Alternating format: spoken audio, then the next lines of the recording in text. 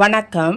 நான் கீதா அன்பழகன். இன்றைக்கி என்ன பதிவு அப்படின்னா, நாளை ஆனி மாத பிறப்பன்று சனிக்கிழமையாக வருகின்றது என்பதனால் நம்முடைய தீராத கடன்கள், நாள்பட்ட நோய்கள், கர்ம வினைகள் தீருவதற்கு காக்கைக்கு இந்த உணவை நாம் அளித்தால் நம்முடைய கர்ம வினை தீரும். அது என்ன உணவு அப்படின்னா, கருப்பு உலர் திராட்சை என்று சொல்லுவோம். அந்த திராட்சையை முதல் நாள் இரவே நன்றாக ஊற வைத்து அத்துடன் ஒரு அரை ஸ்பூன் கருப்பு எள்ளு கலந்து காலையில் நீங்கள் காக்கைக்கு உணவாக இதை வைக்கும் பொழுது நம்மளுடைய எப்பேற்பட்ட நோயும் தீர ஆரம்பிக்கும்.